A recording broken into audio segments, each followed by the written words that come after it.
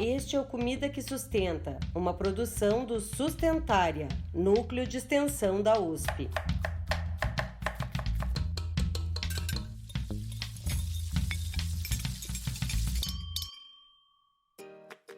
Olá, olá! Seja muito bem-vinda e muito bem-vindo ao nosso Encontro Sustentária. Pode chegar, sente e fica à vontade.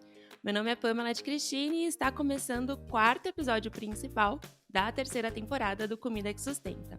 E você que nos acompanha já sabe que a terceira temporada está intensa e a todo vapor, porque lançamos episódios de 2 séries diferentes semanalmente, que se intercalam entre os episódios principais.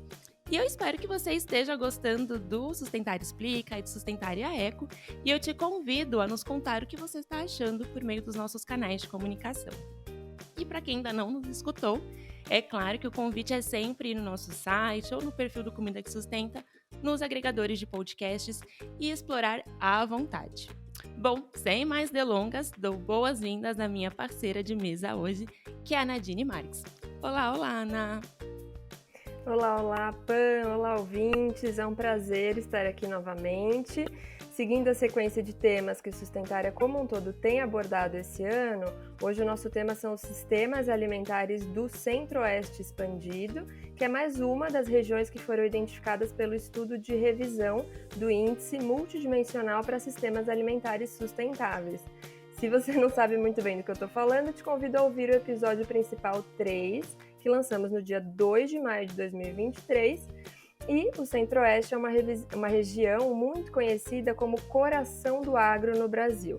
Então eu aproveito para transformar uma afirmação que se popularizou nos últimos anos em pergunta para a gente refletir ao longo desse episódio. O agro é mesmo pop? Ah, belíssima pergunta, né? E para nos ajudar nessa reflexão, vamos então chamar os nossos convidados de hoje? Vamos sim, Pam. Eu começo com o nosso convidado interno, que é apenas o ilustre editor da revista Sustentária, atual líder do nosso grupo de mídias, sim, o grupo que produz grande parte daquelas postagens lindas que vocês veem nas redes sociais do Sustentária. Ele é nutricionista e atualmente pesquisador de pós-doutorado na Faculdade de Saúde Pública da USP. Ele é o Alisson Machado e já esteve com a gente aqui no primeiro episódio da primeira temporada. Bem-vindo de volta, Alisson! Olá, Nadine, olá, Pan, olá, César e quem está ouvindo. Obrigado, Nadine, pelo convite. É uma honra poder participar novamente. E o nosso segundo convidado é o César Favarão, pesquisador do Núcleo de Pesquisa e Análise sobre Meio Ambiente, Desenvolvimento e Sustentabilidade, o SEBRAP Sustentabilidade, onde compõe a equipe de coordenação do projeto Cátedra Itinerante, Inclusão Produtiva no Brasil Rural e Interiorano. Ele também é doutorando no Programa de Pós-Graduação em Planejamento e Gestão do Território da Universidade Federal do ABC, onde pesquisa sobre o tema das transições sustentáveis nos sistemas alimentares. Bem-vindo, César! Oi, pessoal, bom dia, né? Então, primeiramente, eu gostaria de agradecer a equipe do Sustentária, né, por ter me convidado para participar do programa, e também de agradecer ao Alisson pelo convite para contribuir nesse estudo, que vai ser objeto da nossa conversa hoje, né? Bom, e para abrir o nosso bate-papo do jeito que a gente mais gosta, eu queria saber de cada um de vocês, como vocês chegaram até aqui? César, vamos começar com você? Eu vou tentar ser bem breve e falar sobre a minha trajetória, né, enquanto pesquisador e como eu cheguei nesse tema dos sistemas alimentares, né. A minha formação, né, na graduação é em Geografia, né, eu acabei realizando a minha graduação em Minas Gerais, eu sou de São Paulo, mas aí eu tive a oportunidade de fazer minha graduação na Universidade Federal de Alfenas, que fica localizada na região do sul de Minas Gerais, né, então se trata de uma região interiorana, e foi justamente por estar inserido nessa região que eu tive a oportunidade de ter contato com os estudos dos territórios rurais, né, e mais propriamente essa questão aí da produção agrícola, produção alimentar, né. Inicialmente, eu comecei com os projetos de iniciação científica, né, estudando um pouco da dinâmica da agricultura familiar na região, e foi um pouco nessa linha que eu fiz também o meu mestrado aí já na pós-graduação no Planejamento e Gestão do Território na Universidade Federal do ABC. Então, aí eu desenvolvi um estudo sobre o processo de formação social e política de uma organização de agricultores familiares e produtores de café. A ideia foi demonstrar um pouco como a inserção desses agricultores em mercados internacionais baseados em certificações socioambientais dependeu de uma série de habilidades sociais e estratégias de cooperação que geralmente não são muito evidenciadas nos estudos, né, desses tipos de mercado. E aí, já no doutorado, eu entrei num grupo de pesquisa coordenado pelo professor Arilson Favaretto, né, que também é docente da Universidade Federal do ABC. E aí, já sob orientação dele, eu construí um projeto de pesquisa inicialmente com a intenção de estudar o que seriam os bloqueios ao desenvolvimento dos chamados nichos de produção sustentável na Amazônia, né? A escolha desse tema se deu em função do meu interesse nos estudos rurais, mas também tinha ali uma parte que era da agenda de pesquisa do grupo, né? Que a gente estava conduzindo algumas pesquisas sobre transformações nos territórios rurais no Brasil, né? No entanto, aí com a questão da pandemia, essa linha de pesquisa ficou um pouco mais difícil, né? Sobretudo porque se tratava de um trabalho que demandava muitos trabalhos de campo, né? Pesquisa de campo, e isso ficou mais difícil de realizar com a pandemia, né? E aí acabou que a gente, né, fez um realinhamento, né, nos objetivos de pesquisa, e eu decidi olhar um pouco para o que seria uma dimensão mais teórica e normativa dos sistemas alimentares, e olhando mais especificamente como tem sido colocado as diferentes narrativas sobre as transições sustentáveis, né? Nesse meio tempo, né, na pesquisa do doutorado, eu acabei integrando, né, o Núcleo Sebrap Sustentabilidade, que também é coordenado pelo professor Arilson, e eu acho que um pouco em função, né, dessa minha vinculação ao núcleo, que o Alisson, né, fez esse convite para eu participar da nota técnica que ele coordenou. Então, essa é um pouco da minha trajetória, tanto na questão da escolha, né, dos temas que eu pesquiso, quanto também para eu participar desse projeto. É sempre muito bom entender um pouco mais da trajetória de cada um. Então, agora é sua vez, Alisson. Claro, Nadine. Bom, eu diria que tudo começou quando eu entrei no Sustentária, em 2017. Na época, eu estava no mestrado, fazia parte do GEAS, que é um grupo de pesquisa coordenado pela professora Dirce Marchione, da Faculdade de Saúde Pública, e que na época era também uma das coordenadoras do Sustentária. Então eu participei da primeira reunião, gostei bastante do projeto, essa ideia de trabalhar com sustentabilidade aliada à alimentação me pareceu muito interessante. Estou no Sustentária desde 2017, então já são alguns anos trabalhando com alimentação sustentável e sistemas alimentares. E em 2021, quando surgiu a ideia da nota técnica, em parceria com... Na verdade, não foi nem da nota técnica, a primeira foi do MISPES. A ideia era que eu trabalhasse com isso, mas eu ainda estava no doutorado, então não ia conseguir ter o número de horas semanais para me dedicar ao projeto. Mas aí, uma vez que eu já tinha depositado a tese e surgiu a ideia da nota técnica, eu acabei entrando para coordenar o trabalho junto com o pessoal que já vinha trabalhando no MISPES, né? Então, com a Marina, com a Giovana, o Lucas, que era o aluno de doutorado, acabou entrando também, e claro, a Aline, Dirce e a Nadine. Ai, Alisson, muito obrigada por compartilhar também um pouco da sua trajetória. E, bom, para entrar um pouco no tema do episódio de hoje, precisamos dar um passo atrás antes de avançar, para que todo mundo que nos ouve consiga acompanhar um pouco da temática. Então, após a produção e publicação do artigo do Índice Multidimensional para Sistemas Alimentares Sustentáveis, sobre o qual a Marina nos falou no terceiro episódio principal, o Sustentária e o WWF Brasil sentiram a necessidade de aprofundar alguns aspectos que apareceram ao longo desse processo. Foi daí que surgiu a ideia de produzir um estudo no formato de nota técnica, que teria a capacidade de movimentar as discussões num ano eleitoral tão importante como foi em 2022. E Alisson, você liderou esse processo, não foi? Conta um pouco pra gente como que aconteceu, por favor. Sim, eu acabei liderando a condução da nota técnica. Bom, e porque foi pensado, né, nessa nota e especificamente no Centro-Oeste. No MISFES, ela já tinha verificado que na região do Centro-Oeste havia um elevado impacto ambiental, o que é esperado, já que é uma região que acaba concentrando uma grande produção de gado e também da monocultura. E acaba sendo uma região muito interessante para ser estudada, porque ela foi pensada justamente para isso, né? Desde ali da década de 70, mais ou menos, essa região ela vem recebendo muito incentivo para a agropecuária, né? Seja um incentivo financeiro, seja de infraestrutura. Então, atualmente, ela já é uma região que é consolidada para produção de commodities e de gado, e ela está se expandindo. Então, quando a gente pensa ali nas fronteiras agrícolas com a região norte, com a região nordeste, principalmente, acaba sendo ainda mais interessante de estudar porque a gente consegue ver os efeitos já de longo prazo, né, desse modelo de produção e que provavelmente vão acabar sendo replicados em outros lugares também.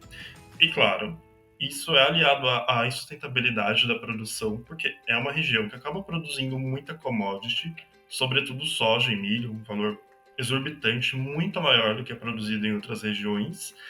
E, como eu comentei, tem um elevado impacto ambiental, então ela acaba sendo de maior interesse mesmo em relação às outras regiões, talvez para uma nota técnica e pensando em como esse modelo de produção de alimentos acontece no Brasil e o que a gente precisa fazer, né, para tornar então esse modelo mais sustentável.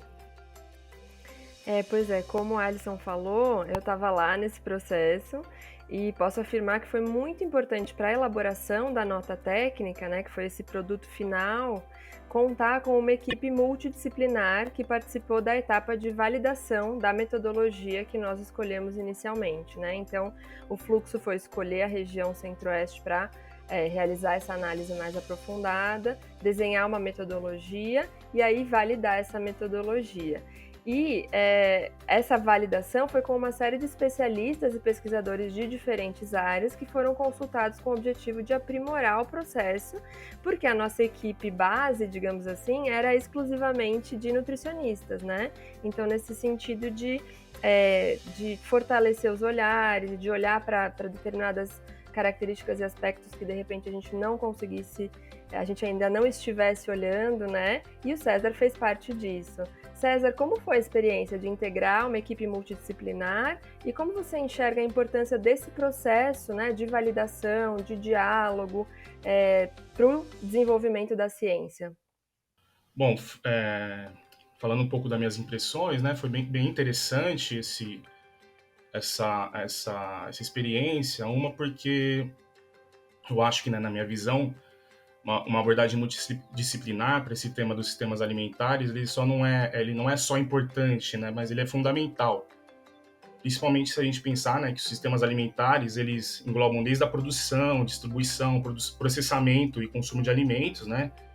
E aí, de certa forma, isso já coloca na análise, né, nas nossas pesquisas, um hall de atores, uma multiplicidade de atores, né, que vai desde os agricultores, as redes de supermercados, consumidores, entre outros grupos, né? Então, tem esse lado, né, de você ter diversos atores e interesses, né, envolvidos nos sistemas alimentares, e isso acaba aí evidenciando, né, uma natureza multidimensional, né?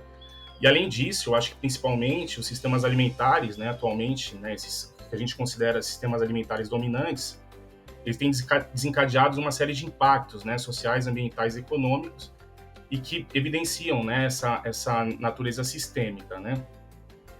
Então, tentando dialogar um pouco com as evidências levantadas com a nota, então a gente vai ver que os sistemas produtivos no Cerrado, né, eles têm sido responsáveis não só pela maioria das emissões, né, de gases de efeito estufa, destruição da biodiversidade, né, a partir da expansão das áreas agrícolas, né, mas também impacta diretamente nas dinâmicas socioeconômicas, né, como exclusão de pequenos agricultores, né, na medida em que você tem um impacto aí no aumento do preço das terras e não necessariamente traz uma contrapartida com geração de mais postos de trabalho. Então, acho que tem uns insights que essa nota traz, revelam um pouco isso, né.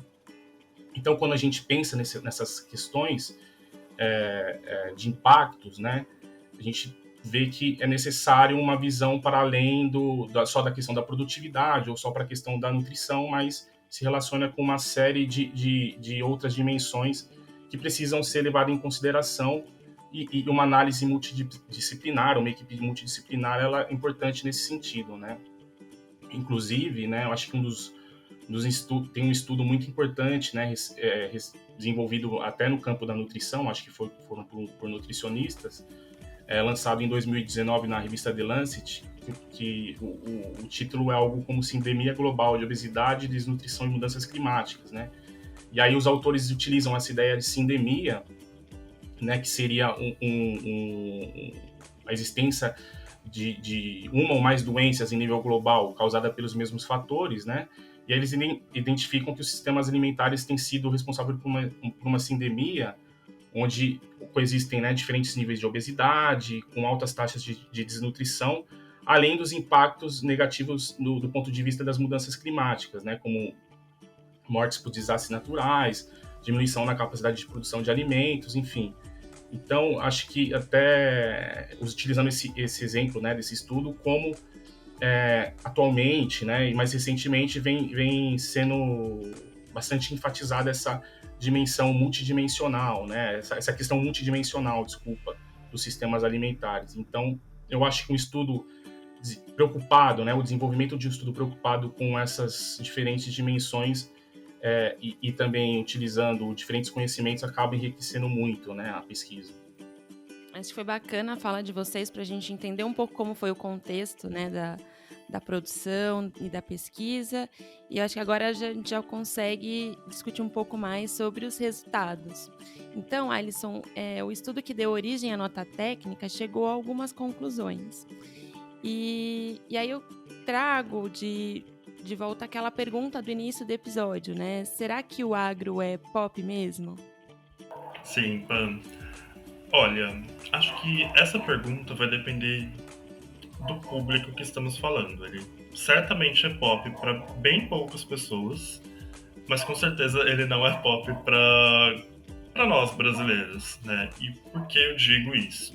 Então, só para explicar, né, brevemente como nós fizemos a nota, na nota técnica especificamente, nós utilizamos o PIB da agropecuária de cada um desses municípios e nós comparamos com alguns indicadores. Então, haviam indicadores ambientais, sociais e econômicos, e o que nós vimos é que esses municípios eles realmente tinham uma infraestrutura que permitia que eles se desenvolvessem mais, mas que isso não se refletia exatamente em bem-estar social. Então, nós verificamos, por exemplo, que nos municípios em que havia uma maior contribuição para a agropecuária, eles tinham uma maior desigualdade no acesso à terra, então isso vai de acordo com essa fala do César, né? Ou seja, muito poucas pessoas acabam concentrando uma grande quantidade de terras. Consequentemente, também tem uma menor participação da agricultura familiar. Se a gente pensar no Brasil, essa participação ela não é tão alta, mas aqui na região do Centro-Oeste ela acaba sendo ainda menor. Nós sabemos que boa parte do que nós consumimos acaba vindo da agricultura familiar, já que commodities de soja e de milho acaba sendo utilizado para outros fins que não necessariamente a alimentação humana. Nós verificamos uma questão também relacionada a emprego. Então, proporcionalmente, nesses municípios não havia uma maior geração de emprego pela agropecuária. Possivelmente, talvez tenha alguma relação com a mecanização do campo. Nós não chegamos a verificar isso por falta de dados, mas é muito provável que essa seja a causa. O salário também ele tendeu a ser bem parecido entre outros setores da economia, como, por exemplo, a indústria e o setor de serviços. Então, mesmo nesses municípios em que o agro acaba tendo uma maior contribuição, os trabalhadores não têm necessariamente uma melhor condição de vida, ou pelo menos ela é muito parecida com de outros setores. Então, acho que isso já nos dá a ideia de que o agro não é tudo isso, por exemplo, não é tão pop assim como ele costuma dizer. Uma coisa importante também é que não só há uma concentração de terras, mas também de renda. Então, nós fizemos uma análise para tentar comparar, né, o quanto seria, por exemplo, PIB, assim, per capita, né, para cada pessoa por mês, com o salário que ela recebia. E nós verificamos que a distância era gigante entre quem recebia, por exemplo, até 2 salários mínimos e a média do PIB, assim,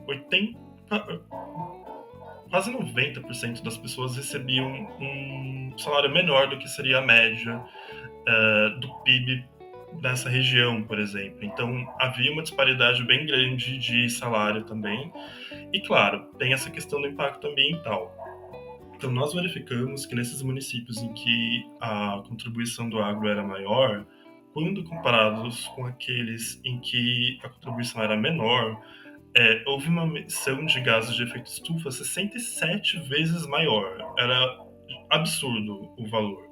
Tanto é que eu acabei fazendo esse gráfico, né, que está lá na nota técnica, eu tive que rescalonar, acho que umas 5 vezes para conseguir caber o valor de tão grande que ele era, porque eu queria mostrar a proporção. É gigante, assim. Então, isso acaba não trazendo bem-estar social para as pessoas, em geral, tem um impacto ambiental absurdo e acaba sendo pop, né, retomando a sua pergunta, para quem é o dono da terra e vai acabar tendo lucro para isso, tá? Mas com certeza não para todas as pessoas. É muito interessante como você traz, Alisson, e os achados todos, né, do estudo, e a gente tentar olhar com mais cautela para essa afirmação, né? Porque geralmente é muito pensando o Brasil como um todo. O agro é importante para o Brasil como um todo, o agro é pop, o agro é tudo, o agro é tech, enfim, aquelas afirmações que a gente foi se acostumando a ouvir, né? E geralmente essa narrativa acaba sendo incorporada. E é sempre muito importante esse trabalho, que é também muito nosso, né, da ciência, de ter o será depois de cada sentença, né, depois de cada afirmação. E foi muito nesse sentido que a nota técnica foi construída. E César, você já citou alguns desses pontos que o próprio Alisson trouxe agora, mas pensando nisso tudo, pensando no processo, pensando nos resultados, e na sua experiência, claro, né, na pesquisa sobre transições dos sistemas alimentares, qual você acha que é o ponto principal que as pessoas que nos ouvem têm que levar para casa como mensagem, né? Pensando nessa reflexão sobre os sistemas alimentares do Centro-Oeste expandido? Bom, eu acho que vou trazer, na verdade, não um ponto, mas 3 pontos, né? E assim, falando um pouco também do ponto de vista das minhas pesquisas, né? Como você disse, eu acho que um primeiro ponto, talvez, seja a ideia mesmo que é importante valorizar uma perspectiva sistêmica, né, no tratamento do tema alimentar, né? Isso, a gente falando sistemas alimentares, até parece óbvio isso, mas o reconhecimento de que o tema alimentar ele vai muito além da questão da produção, né? Ele é uma coisa relativamente recente, né? Por exemplo, a gente foi ter só em 2020 uma conferência promovida pela ONU sobre o tema em que a denominação foi utilizada foi sistemas alimentares, né? Ou seja, que partiu da premissa de que os problemas em torno da questão alimentar não se resumem à produção de alimento, mas sim é necessário também olhar para essas outras dimensões, né? Ambiental, social, da saúde humana, da saúde animal, enfim, de vários aspectos que estão relacionados aí aos sistemas alimentares. Né? Até então, a gente teve 7 conferências internacionais realizadas pela ONU, né, sobre o tema, sendo que a primeira foi realizada ainda na década de 60, e todas elas davam centralidade a como resolver a questão da produção de alimentos em segurança alimentar, né? Isso, obviamente, isso era muito importante, né? E tinha muito também na década de 60 a ver com o contexto, né, em que essas conferências foram inauguradas, né? Como a gente bem sabe, na metade do século passado tinha assim um debate muito forte em torno de como a questão alimentar, de como resolver a questão alimentar, tendo em vista uma população mundial que vinha crescendo, né, muito rapidamente.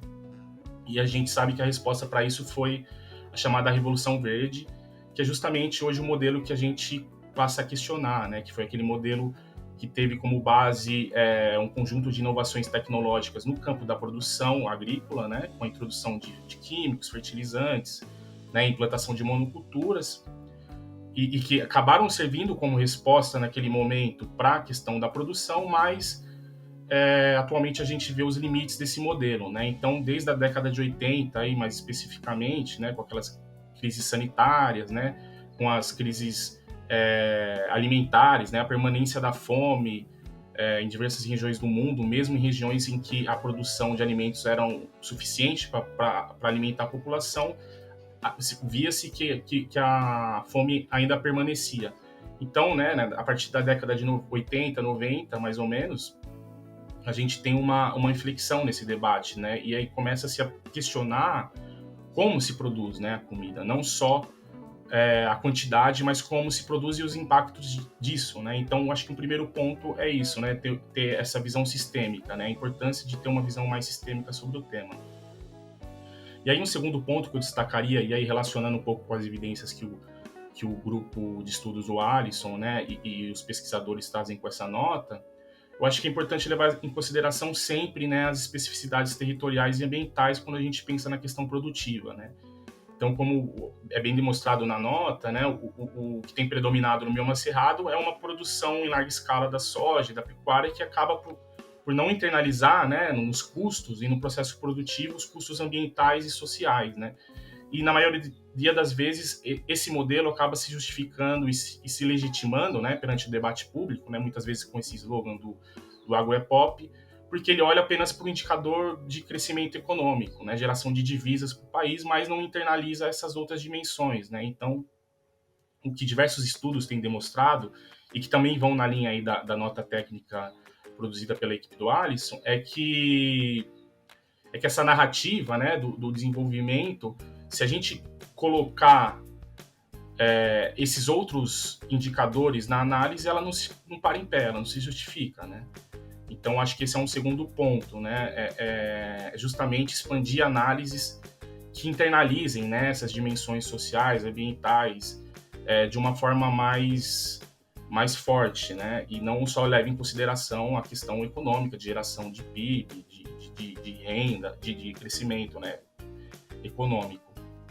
E aí, por fim, né, só para terminar, eu acho que um outro ponto interessante é a necessidade tanto do campo de pesquisa, né, das pesquisas, quanto do ponto de vista governamental, uma melhor oferta de dados, né? Então, a gente tem muitas limitações quanto a acessos de dados para mensurar os impactos dos sistemas alimentares. Então, eu acho que um processo importante seria melhorar essa oferta de dados, né? Então, ajudaria bastante nas pesquisas e demonstrar mesmo, né, o real impacto dos sistemas alimentares sobre os territórios, né? Então, acho que são esses 3 pontos que eu destacaria.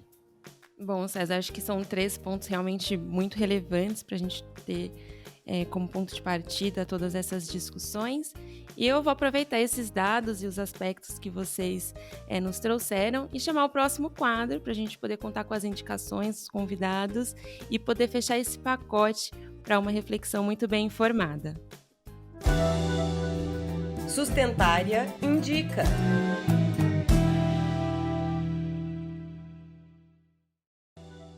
É isso, Pan. Então eu vou começar perguntando para o César o que ele trouxe como indicação para a gente hoje. Então, eu gostaria, na verdade, de indicar 2 publicações, né? A primeira delas foi um trabalho produzido sob a coordenação do professor Arilson Favaretto, que é meu orientador no doutorado, e teve também a participação de outros pesquisadores do Núcleo sobre a Sustentabilidade, né, no qual faço parte. Ele leva o título de Entre Chapadas e Baixões do Mato Piba, né, que é justamente um estudo sobre a formação territorial e os impactos socioeconômicos da expansão da agropecuária na região do Cerrado. Então, eu acho que esse estudo ele pode complementar também, ajudar quem tem interesse nesse tema, e que também, de certa forma, aí dialoga com os achados da nota técnica, né? Então, para quem não conhece, o Mato Piba é uma região que engloba as fronteiras do Maranhão, Tocantins, Piauí e Bahia, e é uma região recente aí da expansão da fronteira agrícola, né? E esse estudo é interessante porque ele olha justamente para essas outras dimensões, né? Olha também para os grupos sociais existentes no território, a trajetória desses grupos, né? E um pouco dos conflitos envolvendo os diferentes modelos, né, produtivos, né, ali nessa região. Uma outra publicação também que eu gostaria de indicar para o pessoal é o Relatório de Inclusão Produtiva Rural, né, lançado em 2022. Ele é uma publicação no qual eu também eu participo, sou um dos autores, e ele deriva de um projeto que, como a Nadine falou no começo, né, o projeto da Cátedra de Inclusão Produtiva Rural, que é também desenvolvido no âmbito do Núcleo Sebrap de Sustentabilidade, né, e dentre os vários temas, né, que esse relatório traz, eu destacaria o capítulo 1, né, onde é feito um retrato das áreas rurais brasileiras a partir do dado do censo agropecuário, e ali a gente olha para a distribuição dos estabelecimentos agropecuários, né, e a gente traz dados também sobre infraestrutura rural, e ao final a gente faz uma tipologia caracterizando o que seria a heterogeneidade do rural brasileiro, né, então é um pouco, né, a tentativa de demonstrar que as áreas interioranas e rurais brasileiras elas não se limitam só a esse modelo de produção dominante, né, então a gente tem uma diversidade bastante interessante e isso precisa ser levado em consideração para a gente estudar as áreas rurais. Maravilha, César, super alinhadas as suas indicações ao tema do episódio, e eu reforço que relatórios são fontes super interessantes tanto para quem estuda o tema e quer usar como referência, quanto para quem, a partir desse episódio, ou mesmo de tudo que a gente vem trabalhando no Sustentária, ficou com curiosidade e quer se aprofundar um pouco mais numa linguagem um pouco mais acessível do que geralmente, né, de artigos científicos e tudo mais. E Alisson, qual a sua indicação para quem nos ouve e para a gente também, é claro? Claro, Nadine. Bom, eu trouxe 2 indicações de livros que são relacionados bem ao tema desse episódio. O primeiro é o livro A Formação Política do Agronegócio, que foi organizado pelo Caio Pompeia. Acho ele bem interessante porque ele mostra mesmo como que o agronegócio que nós conhecemos hoje foi pensado desde a década de 70 e como ele não ocorreu de maneira espontânea, não. Ele foi muito bem planejado. E o outro livro que eu indico é do professor Ladislau Dalbor, que é Resgatar a Função Social da Economia. Acho que isso vai bem de encontro com essa ideia de pensar que o agronegócio contribui tanto para o PIB, mas a gente precisa também pensar o que é o PIB, afinal, e se essa geração de riquezas ela vai, então, retornar para a população como um bem-estar social. Então, acho que é bem interessante já esses 2 contrapontos que são feitos nesses livros. E, claro, não poderia deixar de indicar a leitura da nota técnica, que está disponível no site do Sustentária de forma gratuita. Então, é só vocês baixarem e lerem conteúdo relativamente curto, tem cerca de 8 páginas, e está em uma linguagem bem acessível para todo mundo. Ai, Alisson, a gente já ia indicar essa leitura aqui, já ia ser a indicação nossa aqui. É o título, né? Pop ou Papo, um estudo sobre o impacto da agropecuária no centro-oeste brasileiro. E a gente vai deixar o link também aqui na descrição para facilitar o acesso de quem nos ouve. E eu aproveito para dar um spoiler, porque a gente não se aguenta, né, Pan? O episódio do Sustentária Eco desse mês vai falar justamente sobre a nota técnica. Então não faltarão oportunidades para você se aprofundar nela de diferentes formas, né? Seja lendo, seja ouvindo, enfim, de todas as formas que a gente indicou aqui. Alisson e César, muito obrigada por terem estado com a gente hoje nesse papo tão gostoso, rico e importante. Imagina, agradeço o convite de você, da Pan e da Mari, que infelizmente não pôde estar hoje conosco. E obrigado, César, também, né, por participar hoje com a gente. Obrigado, pessoal, pelo convite e também pela iniciativa. Gostaria de parabenizá-los aí. Eu acho que é uma importante iniciativa de divulgação, né, científica e dos estudos tão importantes sobre os sistemas alimentares, né? Mais uma vez eu agradeço aí a oportunidade de poder estar com vocês. E aí, bora cozinhar? Fugindo um pouco do padrão que temos seguido nessa temporada, quem nos traz a receita de hoje é o Sustentária UFG, que é o núcleo de extensão inspirado aqui no nosso Sustentária, mas sediado na Universidade Federal de Goiás, a UFG. Ninguém melhor do que a equipe do Sustentária UFG para trazer uma receita que representa a enorme biodiversidade do Cerrado, bioma predominante no centro-oeste brasileiro, onde a UFG está situada. E antes de chamar a receita, eu vou aproveitar para fazer um mix de quadros e indicar que você que nos ouve acompanhe também as atividades do Sustentária UFG, que são incríveis. Essa receita que a gente vai apresentar foi gravada justamente durante a Agro Centro-Oeste Familiar 2023, que é o maior evento voltado à agricultura familiar da região Centro-Oeste, onde parte das atividades foram planejadas e executadas pela UFG, em parceria com o WWF Brasil, dando andamento à série de eventos que eles estão promovendo nas 4 regiões, identificadas pela pesquisa do Índice Multidimensional para Sistemas Alimentares Sustentáveis. Tá tudo conectado mesmo, não é impressão sua. Agora sim, bora cozinhar? Oi pessoal, e aí, bora cozinhar? No quadro de hoje nós vamos fazer uma receita muito simples, que é o mousse de murici.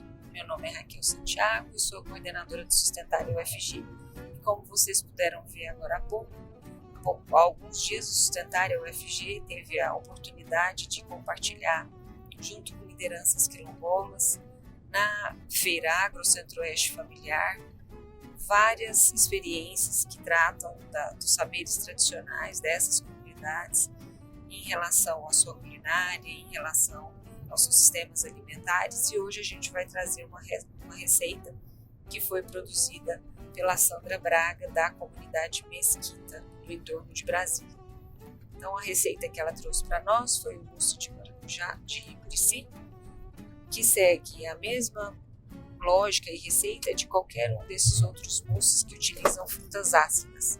Então para o mousse de murici, nós vamos utilizar uma xícara de chá do murici já sem a semente, só a polpa, mas não precisa estar batida, tá pessoal? Ela pode estar em pedacinhos. 200 ml de leite condensado e 200 ml de creme de leite. Coloca todos os ingredientes no liquidificador e bater até obter uma mistura homogênea. Pode ser que vocês percebam alguns pedacinhos de murici, mas isso é da própria textura do fruto. Depois que tiver batido e na textura desejada, é só transferir para o refratário e manter sob refrigeração até o consumo. Para aquelas pessoas que preferem o produto em formato, vocês podem utilizar 5 gramas mais ou menos de gelatina diluída, dissolvida já amolecida em água morna, para que ele possa ser colocado em forminhas e depois desenformado para servir como sobremesa. Caso contrário, você pode servir como uma bola de sorvete após a refrigeração. Fica aí a dica, aproveitem e conheçam os sabores do Cerrado, que vale a pena. Até a próxima! Muitas novidades nessa receita, mas sem novidade nenhuma para nossa água na boca, não é mesmo? Agradeço muito ao pessoal do Sustentária UFG por terem nos trazido essa preciosidade de receita e, é claro, deixo também um agradecimento especial a todas as pessoas que estiveram com a gente hoje, nos bastidores, nas entrevistas e também você que escuta a gente. Se você ainda não ouviu algum episódio das nossas temporadas anteriores, saiba que todos estão disponíveis no nosso site, no Spotify, na plataforma Orelo e no Google Podcasts. Os links estão aqui na descrição, corre lá para explorar, não deixe de seguir os nossos perfis e assim acompanhar todas as novidades.